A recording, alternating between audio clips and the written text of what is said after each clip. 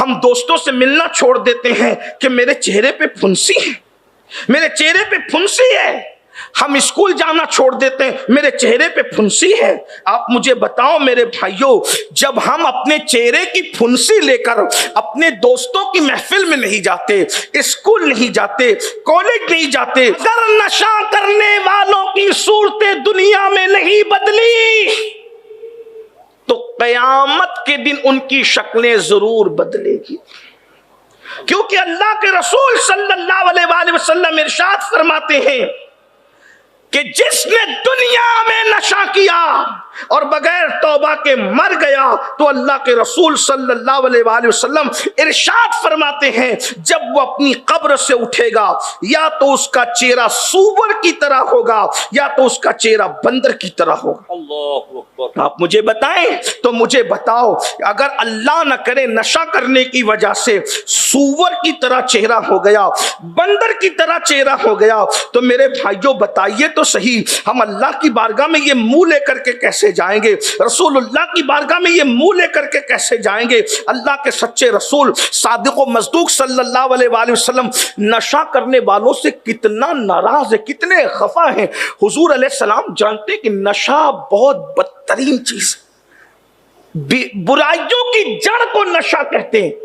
حضرت عبداللہ ابن عمر کہتے ہیں کہ ایک مرتبہ رسول اللہ کے وصال کے بعد سیدنا صدیق اکبر، سیدنا فاروق اعظم اور صحابہ بیٹھ کر گفتگو کر رہے تھے کہ اس امت میں سب سے بڑا گناہ کون سا ہے، سب سے بڑا گناہ اس امت میں کون؟ کسی نے کہا یہ ہے، کسی نے کہا یہ ہے، کسی نے کہا یہ۔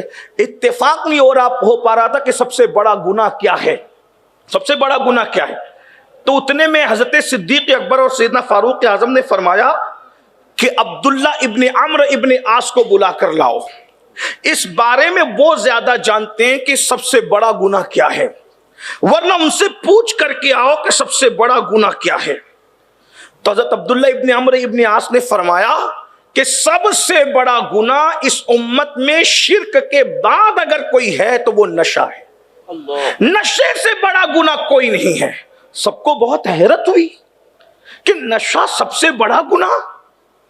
تو حضرت فاروق اعظم نے فرمایا بلاؤ اس کو، عبداللہ ابن عمرو ابن عاص کو بلا کے لاؤ اور ان سے پوچھو کہ اس لیے کہ فاروق اعظم کے سامنے فتویٰ دینا کوئی معمولی بات تو تھی نہیں، فاروق اعظم پھر فاروق اعظم ہے۔ تو فاروق اعظم نے فرمایا عبداللہ ابن عمرو ابن عاص کو بلا کر کے لاؤ اور ان سے پوچھو کہ وہ دلیل دیں کہ آخر اس امت میں شرک کے بعد نشہ سب سے بڑا گناہ کیسے ہے۔ تو عبداللہ ابن عمرو ابن عاص تشریف لائے اور انہوں نے فرمایا کہ میں نے اللہ کے رسول صلی اللہ علیہ وآلہ وسلم کو فرماتے ہوئے سنا۔ اب کیا سنا ذرا اس کو غور سے سن لیں، اللہ کرے میری قوم کے جوان اس لعنت سے نکلیں۔ یہ جو علماء تڑپ تڑپ کر بلک بلک کر ہر محفل میں بے چینی کے ساتھ کہہ رہے ہیں کہ خدا کے لیے نشے سے باہر آؤ، خدا کے لیے نشے سے باہر آؤ، خدا کے لیے نشے سے باہر آؤ، چھوڑ دو نشے کو، چھوڑ دو آوارہ گردی کو، چھوڑ دو گناہ کو۔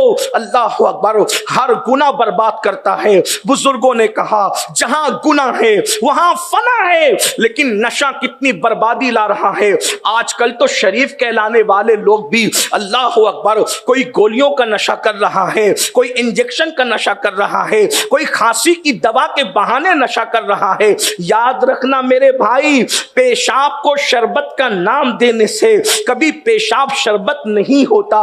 اللہ اکبر، غلاظت کو دودھ کا نام دے کر پینے سے کبھی غلاظت دودھ نہیں بن جاتا۔ اور میرے آقا نے تو پیشین گوئی فرمائی، یہ تو حضور کا غیب ہے، غیب۔ آقا ارشاد فرماتے ہیں قیامت کے قریب لوگ شراب کا نام بدل بدل کر پیئیں گے۔ دیکھ لو نام بدلے جا رہے ہیں مگر نام بدلنے سے حقیقت نہیں بدلتی۔ عبداللہ ابن عمرو ابن عاص نے کہا سب سے بڑا گناہ کیا ہے؟ سب سے بڑا گناہ نشہ ہے۔ اب دلیل پیش کر رہے ہیں، کہتے ہیں کہ اللہ کے رسول سے میں نے سنا کہ بنی اسرائیل کے اندر ایک بادشاہ تھا، اس بادشاہ نے ایک نیک آدمی کو گرفتار کر لیا اور گرفتار کر کے کہا کہ یا تو تم سور کھاؤ، سور کا گوشت تم کھاؤ، خنزیر کا گوشت کھاؤ، یا پھر تم جو ہے وہ زنا کرو، یا پھر جو ہے کسی کو قتل کرو، یا پھر جو ہے وہ اللہ اکبر تم جو ہے شراب پیو۔ توجہ فرمائیں، چند چیزیں رکھی بادشاہ، رسول اللہ فرما رہے ہیں، عبداللہ ابن عمرو ابن عاص راوی ہے کہ سب سے بڑا बड़ा गुनाह नशा क्यों है, दलील पेश कर रहे हैं। फरमाते बनी इसराइल के बादशाह ने एक नेक आदमी को गिरफ्तार करके कहा, या तो सूअर का खिंजीर का गोश्त खाओ, या तो तुम किसी को कत्ल करो, या तो तुम जिना करो, या फिर तुम शराब पियो, नशा करो। उन्होंने सोचा सूअर का गोश्त नहीं खा सकते, खिंजीर का गोश्त नहीं खा सकते, जिना नहीं कर सकते, किसी को कत्ल करना भी अच्छी बात नहीं, सबसे आसान क्या लगा, शराब पीना आसान लगा। हज़रत अमर इब्न आस कहते हैं रसूलुल्लाह सल्लल्लाहु अलैहि वसल्लम फरमाते हैं फिर उस शख्स ने जो है वो शराब पी ली, और शराब पीने के बाद उसको जब नशा हुआ तो नशे से पहले जिस सूअर के गोश्त को वो नफरत की नजर से देख रहा था, जिस जिना को वो नफरत की नजर से देख रहा था, जिस कत्ल को वो नफरत की नजर से देख रहा था, जब उसने नशा कर लिया तो सूअर का गोश्त भी खा लिया, नशा करने के बाद जिना भी कर लिया, नशा करने के बाद कत्ल भी कर लिया। अब्दुल्ला इब्न अमर इब्न आस कहते बताओ जिन गुनाहों को वो गुनाह समझ के नफरत की नजर से देख रहा था, किस बुनियाद पर जो है अल्लाह अकबर उसने जो है नशे में मुब्तला होकर के अपने आप को बर्बाद किया। मैं अपनी गुफ्तगू को समेटते हुए, इसलिए कि वक्त में इतनी गुंजाइश नहीं है, इशा की अजान जो है 8:10 पर है और हमें अपने शेड्यूल के मुताबिक चलना है। मैं एक आखिरी रिवायत आपके सामने पढ़ना चाह रहा हूं, उसको उम्मीद करता हूं बहुत तवज्जो से सुनना। ये नशा सिर्फ आदमी को गुनाह में मुब्तला नहीं करता, भी आपने सुना गुनाह, नशा करने वाले कुफ्र तक पहुंचते हैं, नशा करने वाले बहन और मां में फर्क नहीं कर सकते, बीवी और बहन में फर्क नहीं कर सकते, पड़ोसन और बीवी में फर्क नहीं कर सकते। याद रखना बहुत सारे नशा करने वाले, बल्कि एक तहकीक पेश की गई 1996 के अंदर अमेरिका में 50% लोग जो जिना करते हुए पकड़ाए हैं वो अपनी महरमात यानी के घर की औरतों के साथ जिना करते हुए पकड़ाए हैं, और उसका सबब जो है वो नशा है। नशे में थे, बहन से बदकारी कर ली, नशे में थे, अल्लाह अकबर, मां से बदकारी कर ली, नशे में थे, बेटी से बदकारी कर ली। क्या तुम भी इतने बदतरीन माशरे को जन्म देना चाहते हो? जरा बताओ तो सही। नशा करने वाले का शऊर कहां होता है? नशा करने वाले का शऊर खत्म होता है, वो अक्ल को खत्म कर देता है। बल्कि नशे ने सिर्फ इंसान को जिना तक नहीं पहुंचाया। एक मुहक्किक ने कहा था कि तुम नशे को कंट्रोल करो, मैं 50% दवा खाने बंद करा दूंगा, 50% जेल खाने बंद करा दूंगा, 50% जो है जराइम को खत्म कर दूंगा। इसलिए कि दुनिया में अगर 50% जराइम हो रहे हैं तो उसकी सबसे बड़ी वजह नशा है। इसलिए कि बीमारियां नशे की वजह से, तो मुहक्किकीन ने, डॉक्टरों की तहकीक है, आप उठा करके नेट पर पढ़ लें, एड्स जैसी बीमारी, अल्लाह अकबर, फेफड़ों की बीमारी, कैंसर जैसी बीमारी, आसाबी कमजोरी जैसी बीमारी, नामर्दी जैसी बीमारी, ये सब नशे की वजह से है। डॉक्टर कहते हैं, हुक्मा कहते हैं कि नशा करने वाला बीवी के काबिल नहीं रह जाता। मिंबर के तकद्दुस के तहत खुल के मैं कोई बात नहीं कर सकता, हमारे बुजुर्ग मौजूद हैं, लेकिन याद रखना जब एक नौजवान अपनी बीवी को मुतमईन न कर सकेगा, अगर शरीफ है तो घुट घुट के बिस्तर पे तड़पेगी, और अगर थोड़ी सी बेबाक है तो किसी और की हत्या चढ़ सकती है।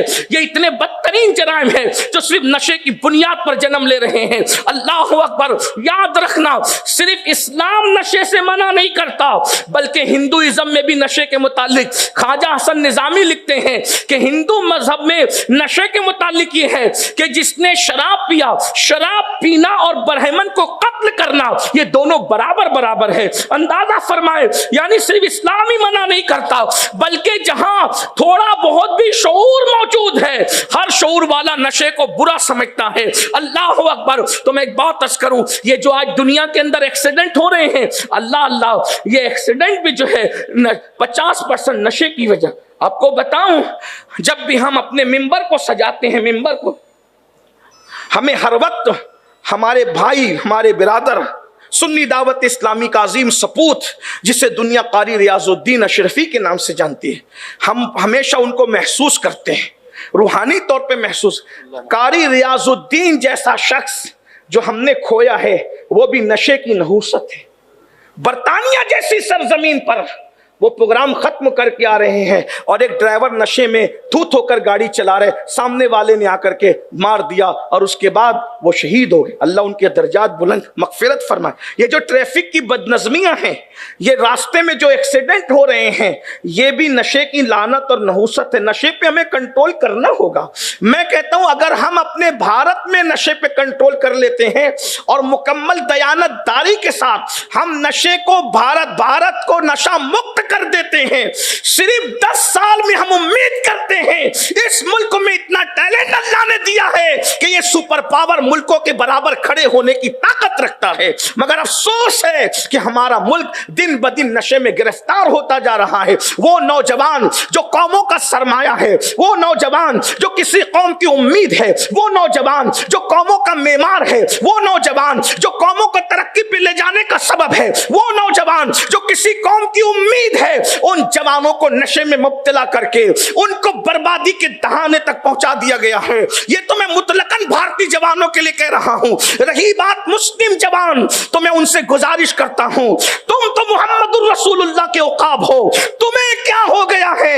ارے عقاب جو جنگل کا ہے وہ غلاظت پر نہیں بیٹھتا, وہ پیشاب پر نہیں بیٹھتا, وہ مردار پر نہیں بیٹھتا. جب جنگل کا عقاب اتنا باغیرت ہے تو مدینے کی سرکار کے عقاب کو کتنا باغیرت ہونا چاہیے.